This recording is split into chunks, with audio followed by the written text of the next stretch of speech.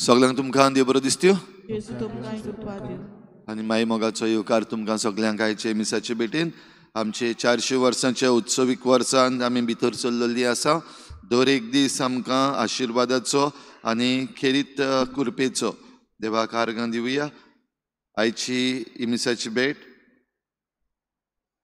आमी भेटयता देवाक दिन वाचून. जेनोश्का लांदेज आपलो जल्माचो दीस आयज मनयता. देवान ताचेर भरपूर आशिर्वाद घालूंक मागुया. दुसरें तेसो आमी भेटयता सोपून गेल्ल्या जॉन पॉल फेर्नांडीस हाच्या आत्मे पासत देवान ताका सर्गीचें सूख फावो करूंक मागुया.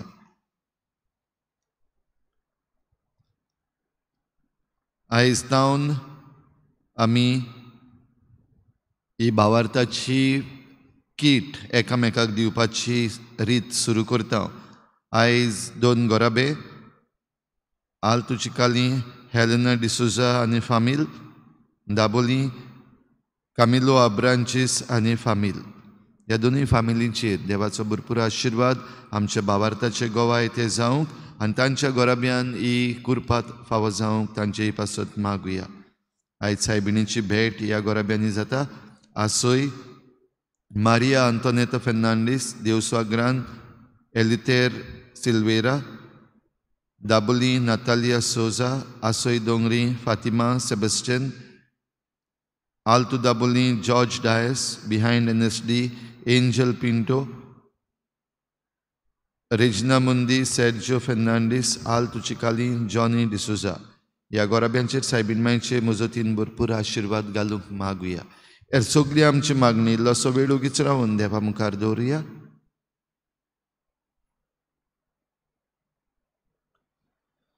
बापाचे आनी पुताचे आनी पवित्र आत्म्यांचे नांवी आमच्या सोम्या जेजू क्रिस्ताची कृपा, बापाचो मोग आनी पवित्र आत्म्याचो एकवट तुमचे सवे आसूं.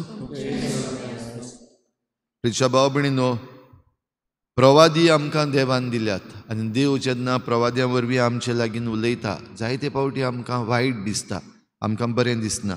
जायते फावटी प्रवाद्यांचो ताळो आमच्या कानार सादयतल्यांक नाच करूंक आमकां ताळणी येता. आनी जायते फावटी असलें आमी केलांय आमच्या उतरांनी कोरण्यांनी आमचे वागणुकेन. जे कोण आमकां सोच सांगतात तांकां नाटक केल्या. असले आमचे चुकीचें देवा लागीं बोगसणे मागुया. हांव पातकी सुरपुद्वेदार देवा आनी तुमकां भाव भयणीनो म्हजो गुन्यांव हांव चारून सांगता. मनान चिंतून तोंडान सारून वायट धरून बरें सोडून हांवें जायतीं पातकां केल्यात. हो म्हजो अपराध, हो म्हजो अपराध, हो म्हजो बोड अपराध. हे पासत बागेन सदांच आंखवार मरे सगळ्या देवतांक आनी भक्तांक आनी तुमकां भाव भयणीनो म्हजे खातीर आमच्या सर्वेस्पर देवा लागीं विनोती करात म्हूण प्रार्थून मागता. सर पदवेदार देव आमची काकूत करूं, आमची पातकां बोगसून आमकां सासणाच्या जिविताक पावूं.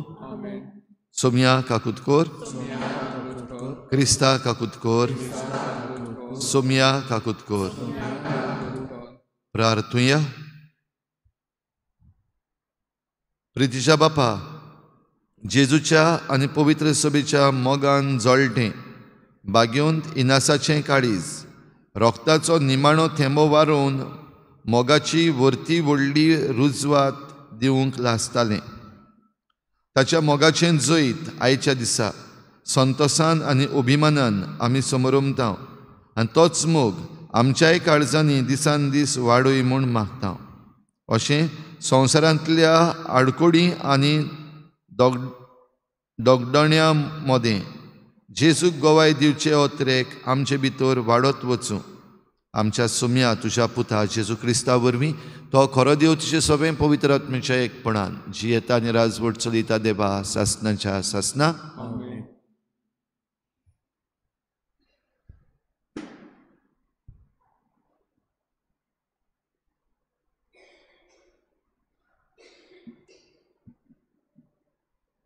बागिवोन पावलून एफेसकारांक बरयलेले चिटीची सुरवात. एफेस शारांत जेजू क्रिस्ताच्या एकवटान आसलोल्या भक्तांक आनी भावार्थ्यांक देवाचे कुशे प्रमाणे जेजू क्रिस्ताचो 2 दूत पावलू ही चीट बरयता. देवा आमच्या बापाची आनी सोम्या जेजू क्रिस्ताची कृपा आनी शांती तुमचे सवे आसूं. देवाक आमच्या सोम्या जेजू क्रिस्ताच्या बापाक वाखाणी, कित्याक ताणें आमकां क्रिस्ता सवे सोर्गीच्या सगल्या आत्मीक देण्यांनी भरल्यान. संवसार रचचे आदीं आपणा मुखार पवित्र, खोतावीन आनी मोगान बोल्लोली जावूंक देवान आमकां क्रिस्ता सवे विंचून काडल्यान. जेजू क्रिस्ता उदेशी आमी आपलीं आपणायलोलीं भुरगीं जावची म्हूण ताणें आदीं फुडें थारायल्लें. देवाचे कुशीचे उदार येवजण ही आपल्या मोगाच्या पुता सवे आपणें आमकां बोलेपण फावो केलें. आपले कृपेची मोहिमा आमी वाखाणचे खातीर देवान अशें केलें. ताचे सवे ताच्या रोगता उदेशी आमकां सोडवण मेळ्ळी आनी आमच्या पातकां भोगसुलीं. इतली व्हड देवाचे कृपेची गिरेस्तकाय. आपल्या ओगोणीत जाणवायेन आनी शाणेपणान ही कृपा ताणें आमचेर सुभापणी ओतली. आपले कुशेचो गूट ताणें आमकां उगडापो केलो. आदींच आपल्या बोळेपणान क्रिस्ता सवे थारायलोली येवजण आमकां उक्ती करून दाखयली. मुणगे काल बोत्तोच एकाच फुडाऱ्या क्रिस्ताच्या हाताखाल स्वर्गा आनी पृथ्वीचेर आसा तितले एकठांय करचें म्हूण हीच देवाची येवजण. देवाचें उतर हें जबाब सर्वेस्परान आपली सोडवण परगोट केली. जबाब सर्वेस्परान आपली सोडवण परगोट केली. सर्वेस्पराक रचून गा नवें गीत सुंदर सोबीत. ताणें केल्लीं ओचोऱ्या उजव्या हाताच्या बळान आनी पवित्र बावल्यान जैत व्हरून सोडवण दिली.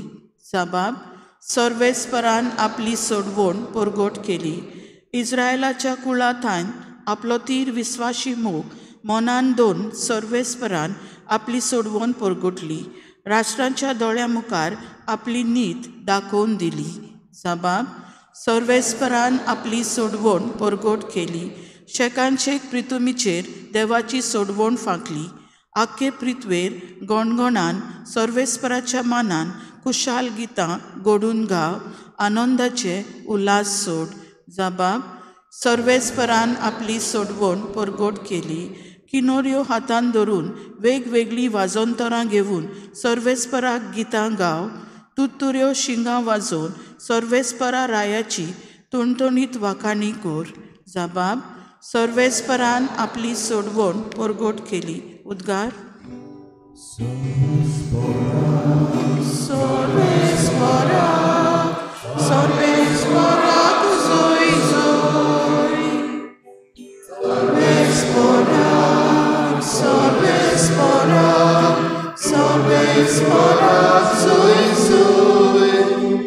सोमी म्हणटा वाट सोत आनी जिवीत हांवूच.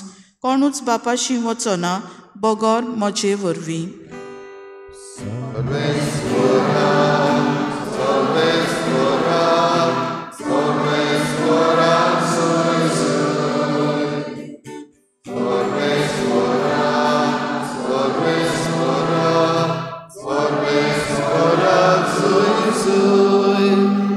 सर्वेस्पोर तुमचे सवे आसूं.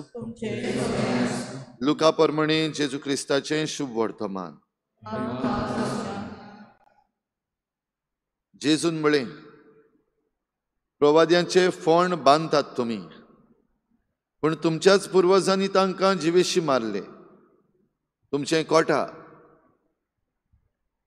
तांणी तांचो जीव काडलो आनी तुमी तांचे फोंड बांदतात. म्हणटच तुमच्या पुर्वजांची कर्तुबां तुमी मंजूर करतात म्हूण तुमी सारकीच गोवाय दितात.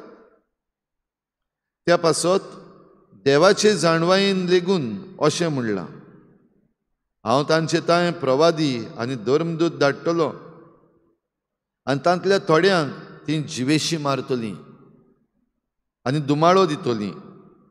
ह्या पासत संवसार रचला तेतून तावन सगल्या प्रवाद्यांचें रोगत वारयलां ताचो हिशोब हे संस्थेन दिवचो पडटलो. आबेलाच्या रोगतांतावन वेदी आनी पवित्र स्थाना मदें जिवेशी मारलेल्या जाकारियासाच्या रोगता पर्यंत होय हांव तुमकां सांगतां हे संस्थीन ह्या सगल्याचो हिशोब दिवचो पडटलो. धर्मशास्त्र्यानू तुमचें कोटा जाणवायेची चावी तुमी घेवन गेल्यात. तुमी भितर सरले नात आनी सरतलीं आसलीं तांकांय भितर सरूंक दिलें ना. ताणें हें सगळें तांकां म्हणल्या उपरांत फारिजेव आनी धर्मशास्त्री एकदमूच ताच्या पाळांक लागले आनी ताका सोबार प्रश्न घालूंक तोंडाक तोंड जालें. ते ताका फास मांडून ताच्या तोंडांतलें कितेंय सांपडावन ताचेर बोगलांट घालूंक सोदताले.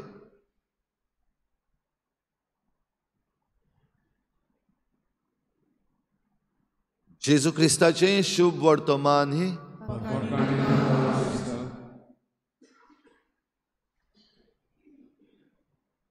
स्टॅच्यू ही गेम खेळ्ळ्या तुमी?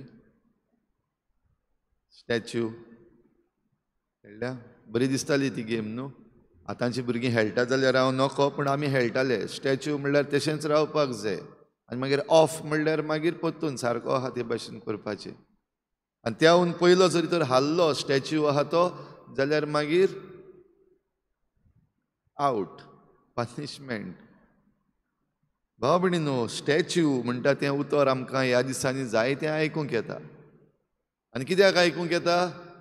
आमचे मदली ही आयची संस्था फकत स्टॅच्यू बांदता. कोण शिवाजीचो स्टॅच्यू बांदता जाल्यार कोण गांधीजीचो स्टॅच्यू बांदता, कोण जॅक सिकेराचो बांदूंक लायता जाल्यार कोण फादर बिस्मार्काचो बांदूंक लायता. मेमोरंडम्स चल्लेले आहात आयज. आमचे परजेंतलेच सिटिजन्स मागतात हेचो स्टॅच्यू बांद, तेचो स्टॅच्यू बांद, ह्या कोणशाक घाल, त्या कोणशाक घाल. बरें काय बरें न्हू काय स्टॅच्यू बांदप? स्टॅच्यू गेम जरी तर आमकां आवडटाली जाल्यार वय स्टॅच्यू बरो लागपाक जायो. पूण भाव भयणीनो, हे स्टॅच्यू बांदपाचे फाटल्यान जें आमचें मन आसा, जें इंतेसांव आसा, ताचेर जाल्यार सारकी नदर मारपाक जाय. कित्याक बांदूंक सोदता हो स्टॅच्यू? आयज शुभ वर्तमानान जें आमी आयकता हें कारण म्हाका दिसता चडशें आमकां दिसती पडटलें. जे स्टॅच्यू बांदल्यात ते हे जे मनीस जांचे स्टॅच्यू बांदल्यात तांच्या मोगान थोडे आनी आपणाचें सादोवंक चड. आयचे मनीस जे बांदतात ते आपणाचें दाखोवंक हांवें बांदलां, आमी हें केलें, आमी केलें. आनी बो करून आयज तें चडशें राजकारणी जाल्लें आसा, पॉलिटिकल. एक पॉलिटिकल पार्टीचो एक हिरो आहा, देखून तांचे स्टॅच्यू बांदल्यार ते पॉलिटिकल पार्टी आहा तांकां दिसता आपणाचें राज सादलें. थोडे स्टॅच्यू पडल्यात तेंय आमकां खबर आहा, चड तेंप ते स्टॅच्यू रावना. पूण जेजून जें आयज शुभ वर्तमानान सांगलां तें भोव गरजेचें. हे जे आयज तुमी स्टॅच्यू बांदल्यात तांचो जीव तुमच्याच पुर्वजांनी काडला. तांकां तांणीच मारल्यात. आनी कित्याक मारल्यात? कित्याक ते सोत उलयताले. भोव करून जे मारतीर मेल्ले आसात. आयज बागेंत इनासाचो आमी सेवाधर्मीक उगडास करता, तांबडें घातलां. मारतीर जेजू पासत ताणें आपलो निमणो रोगताचो थेंबो पासून वारूंक तो तयार जालो आनी ह्या पासत तो मारतीर. आयज जेजू पासत, जेजूच्या शुभ वर्तमान पासत आपलो निमाणो रोगताचो थेंबो पासून वारूंक तयार आसलेले जायते मनीस आमकां दिसती पडटात. आनी चडशे आमी तांकां घडये आयज एक्टिविस्ट म्हणटा, आमी तांकां प्रॉफेट्स म्हणना. आनी आयज पळयत जाल्यार हांकां मारपाची जी तजवीज चल्लेली आहा ती आमकां दिसती पडटा. घडये आर्म घेवन गुडी मारूंक ना, तोरसाद घेवन तांची गोमटी कातरूंक ना. पूण कितेंय एक उलयत जाल्यार रोखड्यो बेश्ट्यो नाका जाल्ल्यो केसी जातात. सनबर्न खबर आहा तुमकां? ह्या दिसांनी जें घडटा तें हें सनबर्न आमच्या गोंयांत नाका म्हूण आख्खें गोंयभर पेटलें. नॉर्थाक गेल्यार नॉर्थाच्या लोकांक नाका, सावथाक गेल्यार सावथाच्या लोकांक नाका. थोडे जाण उलयल्यात हाचे विशीं आनी थोडे जाण उलयल्यात तांचेर आतां केसी चलतात. तातूंतलो मदलो आमचो एकलो पॅरिशनर, आमचो कॅप्टन विरियातो फेर्नांडीस आयज बोमय धांवपाक जाय कोर्टान. कित्याक सनबर्न तांचेर केस कोत्ता, ताचेर आनी हेर जायत्या जाणांचेर, आमचे न्यूज पेपर, आमचे TV चॅनल जे आसात जाणी तो न्यूज दाखयला तांचेरूय. ही एक देख, एक एग्जाम्पल. असले एग्जाम्पल आनीक जायते आसात. आमचो भुतानी प्रोजेक्ट, ताचेर जे प्रवादी कशे गांवचो लोक उठलो तांचेर FIR, आनी जे कोण चोरून खातात तांचेर FIRूय बीन ना, केसीसूय जायना, पुलीस त्यो नोंद पासून करिना.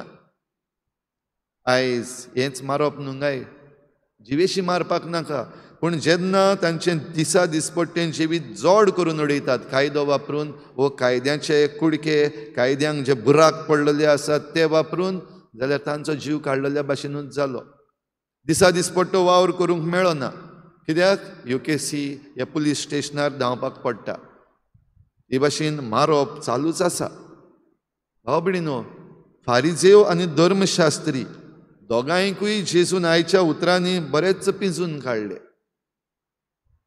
आनी तांकां रोखडो राग येयलो.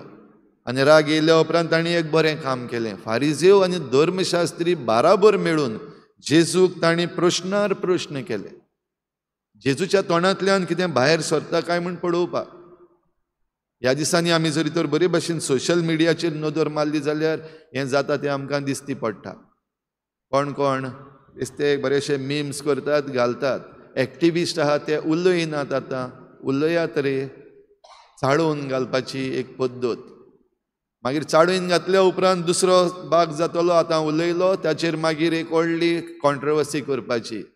फादर बॉलमॅक्सान अशें म्हणलें, वो ह्या एक्टिविस्टान अशें म्हणलें. चालू. भाव भयणीनो, हेंच तें जे फारिजेव करताले आनी धर्मशास्त्री करताले, आनी ताचो परिणाम कितें? फारिजेवांक आनी धर्मशास्त्रियांक जेजून सांगलें ताचो परिणाम ही आयची संस्था तांच्या रोगताचो हिशोब दितली, कांयच चुकचें ना. कोण सुटचो ना देवाच्या हातांतलो. ही आयची पिणकां ह्या रोगताचो हिशोब दितली, दिवचो पडटलो. आनी आयज जे कोण सोत उलयतात, एक्टिविस्ट जे भायर सरलेले आसात, भियेनासतना उलयतात, तांकां जेन्ना कितेंय जाता, फादर बिस्मार्काक मारून उडयलो, ताच्या रोगताचो हिशोब दिवचो पडटलो. कोण दितलो? आयची पिणकां. आयची पिणकां म्हणटा ती कोण? तूं आनी हांव. तूं आनी हांव. कित्याक आमचे बराबर जे कोण पदवेन आसात तांणी जरी तर हें केलां जाल्यार तातूंत आमकांय जो हिशोब दिवचो पडटा आनी जे फारीकपण दिवचो पडटा तातूंत आमीय पडटा. जरूय आमकां नाका, आमी ताका वायट करचें नासल्या, वो आमी फादर बिस्मार्काक मारून उडोवंक ना. तरी आसतना हो समाज जो आयज हें नाका जाल्लें करीत आसा, आनी ह्या समाजान थोडे जाण करतात, आनी थोडे जाण करतात तांकां आमी बरेशे पळयता. माकडांचो खेळ कसो, तेन्ना हीं उतरां भाव भयणीनो आमकांय लागता. आनी असलीं उतरां उलयत जाल्यार, आनी असलीं उतरां जावं आल्ताराचेर सांगलें वो टीव्हीचेर सांगलें जाल्यार राग रोखडो येता. कोणाक राग येता? जे कोण वायट करतात तांकां राग येता. जे कोण सरकार चलयतात तांकां राग येता. जे कोण आपलो कायदो सारके पाडिनात आनी आपली जबाबदारी सारके पाडिनात तांकां राग येता. ह्या सगळ्यान एक उगडास धरूंक गरज. जरी तर आमी क्रिस्ताचीं आनी आमकां आपयल्यान जेजूचें शुभ वर्तमान परगट करूंक जाल्यार रोगताचे थेंबे कितलेय वारोवपाक जाता. आनी हें वारोवपाक आमकां आयज जे भशेन बागेवन पावलो, एफेसकारांक चीट बरोवन सांगता, आयज हे चिटीची सुरवात आमी आयकुल्या. संवसार रोजचे आदीं देवान आमकां वेंचून काडल्यात. संवसार रोजचे आदीं देवान जरी तर वेंचून काडल्यात जाल्यार क्रिस्ताच्या रोगतान आमकां सोडयल्यात. आनी क्रिस्ताच्या रोगता वरवीं, क्रिस्ताच्या रोगता उद्देशी आमकां जी सोडवण मेळ्ळ्या तातूंत आमची पातकां बोगसतात. ही सोडवण घेवंक आमी तयार जावपाक गरज. हे आयचे संस्थीन, जे संस्थीक जेजून म्हणलां, हे आयचे संस्थीन ताचो हिशोब दिवचो पडटलो. हो हिशोब दिवपाक आमकां वाटावपाक जेजूच्या रोगता उद्देशी आमी मुखार सरूंक गरज. आनी जेजूच्या रोगता उद्देशी मुखार सरप म्हणल्यार आमचें पातकाचें बोगसणें जोडून घेवप. पातकाचें बोगसणें जोडून घेवप म्हणल्यार तें पातक परतून करप ना. तें कन्ना जावपाक जाता तितले आमी प्रयत्न करूंक गरज. हें करूंक देवाचें उतर आमकां गरजेचें. देवाच्या उतरान जें कितें आमकां संदेश दिल्लो आसा तो पाळूंक गरजेचो. आनी हें करता आसतना भावा भयणीनो बागेंत इनासा भाशेन आनी हेर आमचे रोगत साक्षी आसात तांचे भाशेन आमकांय घडये रगत वारोवचें पडटलें आनी असल्या वेळार आमी भिवोन जरी तर फाटीं सरलीं भिवोन तोंड बंद करून रावलीं जाल्यार हे संस्थेन हिशोब दिवचो पडटा म्हणटात तें करचें पडटलें. ह्या पासत आमी जाणवायेन विचून काडुया. आमी कांयच करिनासतना हिशोब दिवपान पडटली काय आमचें तोंड गरज तेन्ना उगडून आमचीं पावलां गरज थंयसर मारून जें कितें वायट आसा चुकीचें आसा तें कुशीन काडून जें बरेंपण आसा आनी जेजूची सोडवण आसा ती जळूंक आमकां प्रयत्न करूंक एक भेटेन कृपा मागुया.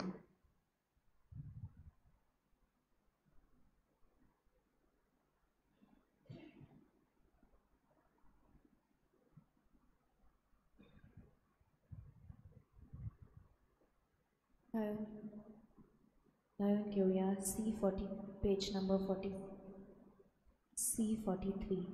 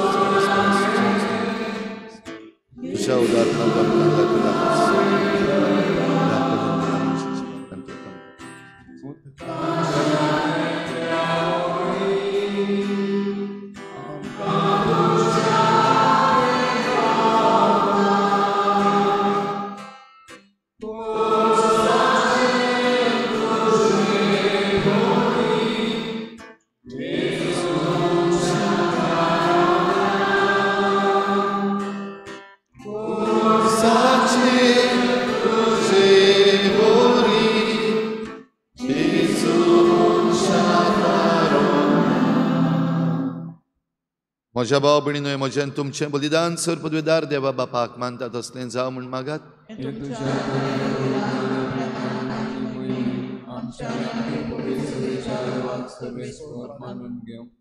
ओ पवित्र देवा, हांव क्रिस्ताचो गोव म्हणटालो तो बागेंत इनास सावजाच्या दांतांनी पिठो जावन जेजूच्या बलिदानान समर्पिल्लो निर्मळ उंडो जावंक पावलो.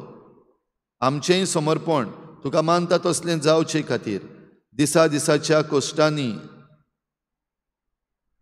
दळलोलें आमचें जिवीत तुज्या मोगाच्या उज्यान भाजलोलो निर्मळ उंडो जावं म्हूण आमी लालयेवन मागता तुज्या पुता जेजूचे नांवी. सर्वेस्पर तुमचे सवे आसूं. आमचीं काळजां उबारुया. सर्वेस्पराक आमच्या देवाक दिनवासुया. सर्वेस्परा पवित्र बापा सर पदवीदार आनी सासणाच्या देवा सर्व काळयान सर्व ताय जेजू क्रिस्ता आमच्या सुमया वरवीं आमी तुका दिनवासूंक फावो हो कायदो नितीचो आनी आमच्या फायद्याचो. इनास तुज्या रोगत साक्षान जेजूच्या पावलांनी चलून आनी आपलें रगत वारोवन तुजी विचित्र पदवी दाखयली. हे परी तुका गोवाय दिवच्याक आमकां तूं घोट करताय आनी अशें तांचे असोक्तायेन क्रिस्ता आमच्या सुमया वरवीं तुजें बळ संपूर्णायेन परजळायताय.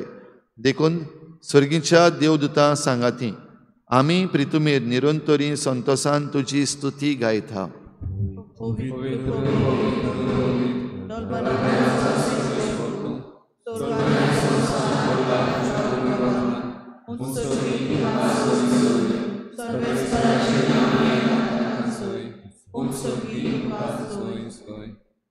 बापा खरोच तूं पवित्र, तूं सगळ्या पवित्रपणाची झर तुज्या पवित्र आत्म्यांक धाडून ही देणी पवित्र कर म्हूण आमी मागता. जावं ती आमकां आमच्या सोम्या जेजू क्रिस्ताची कूड आनी रगत.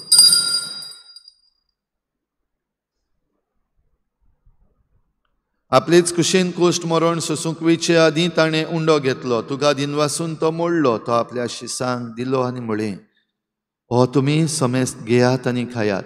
ही म्हजी कूड तुमचे पासत समर्पूंची.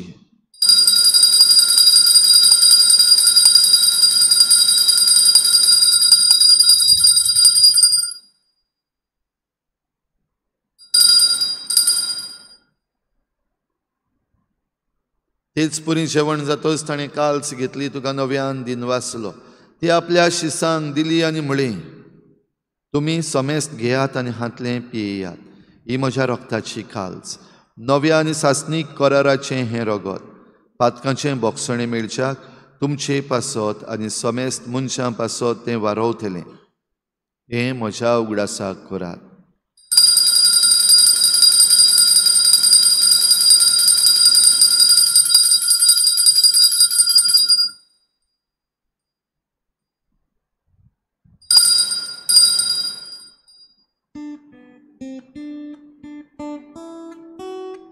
भावार्थाचो गूट पोर गुटुया.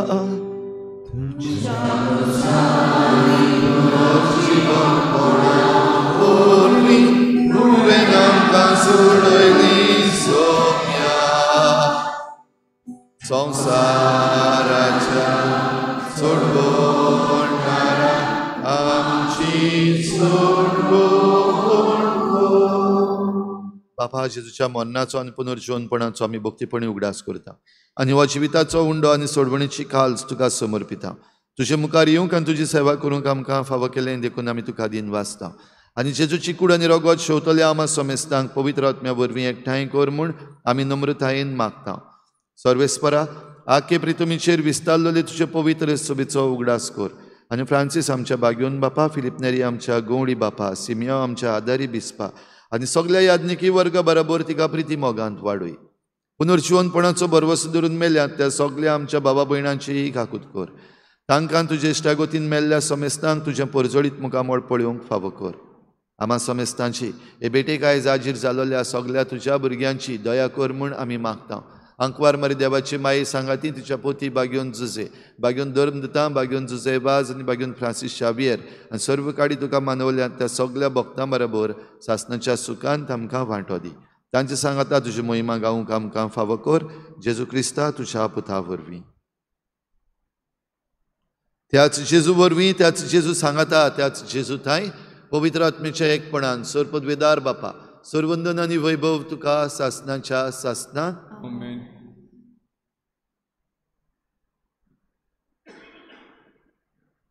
क्रिस्ता पासत आनी क्रिस्ताच्या शुभ वर्तमाना पासत आमचो निमणो रोगताचो थेंबो पासून वारूंक आमी दिसाच्या दिसाक तयार जावंक आमकां कृपा मागुया. जेजून शिकयल्लें प्रार्थना बापाक उबारुया. आमच्या बापा, तुजें नांव पवित्र जावं, तुजें राज येवं, तुजी कृशी स्वर्गांत जाता तशी संवसारांत जावं.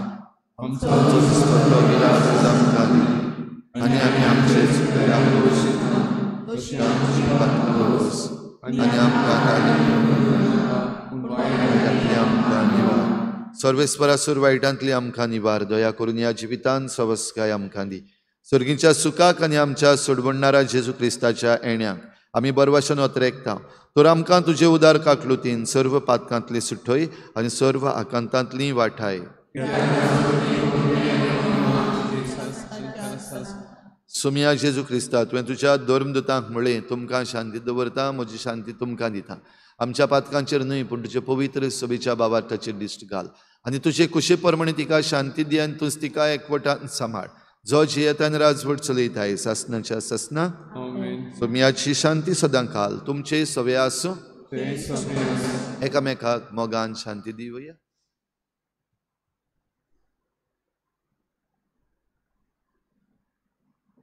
देवाचे शरीर संसाराचे पाप काढले आमचे काकूत कर. देवाचे शरीर संसाराचे पाप काढले आमचे काकूत कर.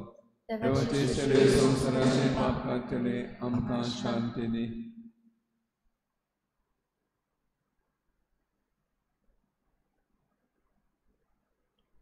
ही देवाची शेळी संवसाराचें पाप काडटा. ती शेळीच्या जेवणाक आपयल्यांत ती आमी सगळीं सुभागी.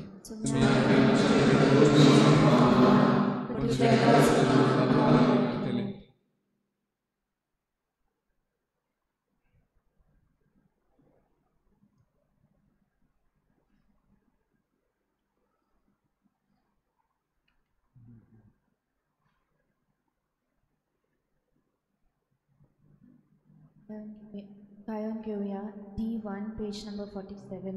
D1.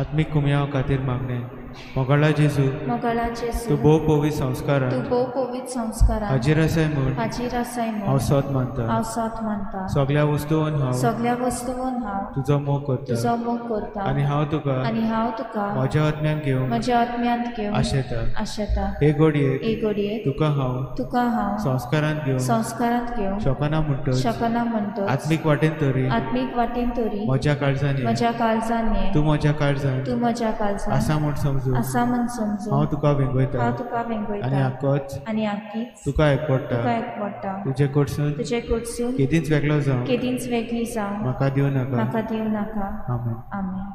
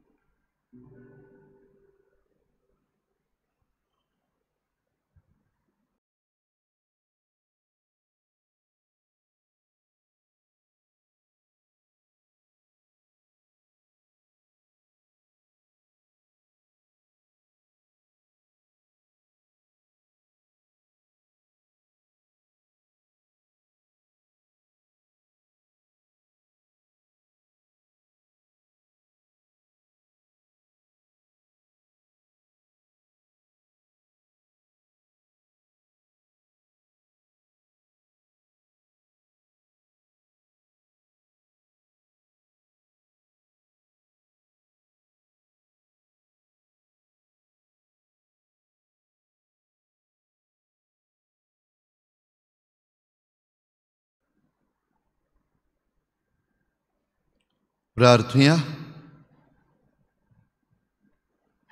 कोनवाळ्या बापा, सर्गींच्या जिविताक आयज जल्मल्ल्या बाग्यो दिनासाचो उगडास करून आमच्या गवड्यांच्या एकवटान दिनवासणेचो संस्कार आमी समरमला.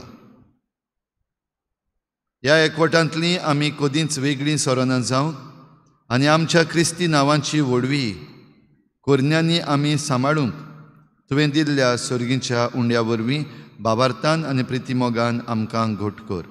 हें आमी मागता तुज्या पुता जेजूचे नांवी. सर्विस्पर तुमचे सवे आसूं आनी सर पदवेदार देव बाप आनी पूत आनी पवित्र आत्मा तुमचेर आशिर्वाद घालूं. वचून यात जेजूचे शांतीन आनी मोगान तुमकां धाडटा.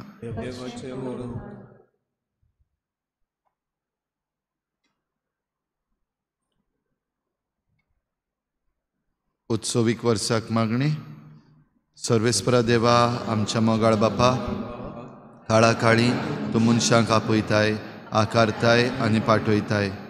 मागीर फ्रांसीस शावेराच्या आपोवण्या आनी मिसांवां पासत आमी तुका दिनवासता. तुज्या पुताच्या कुर्साचेर नदर थिरावन ताचें मन बदलप जालें. संवसारी मान सोडून मिस्योनारी उर्बेन शुभ वर्तमानाचो तो दिरादीक परगोटणार जालो. ताचे रेलिकेची दोबाची दाखोवणी तशेंच 2025 उत्सवीक वर्साक आमी तयार जाताना पवित्र कुर्साच्या बोळान आमचो एकचार थिराय. तुज्या उतराच्या उसवाडान आनी परिशदीक मनान तुवें दिल्लें मिसांव सहभागिलीपणान फुडें व्हरूंक आमचीं पावलां उसवाडाय. अशें पवित्र आत्म्याचे स्फूर्तेन संवसाराक बरवसो दितली शुभ वर्तमानांची उर्बेवन परगोटणारां आमकां कोर. आमेन. गायन घेऊया F20 page number 95 F20.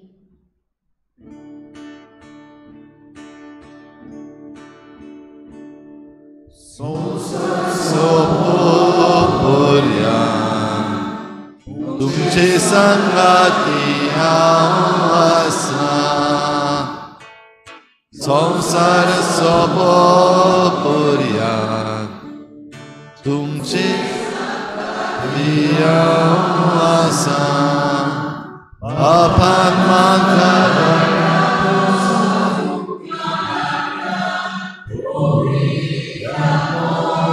Yeah.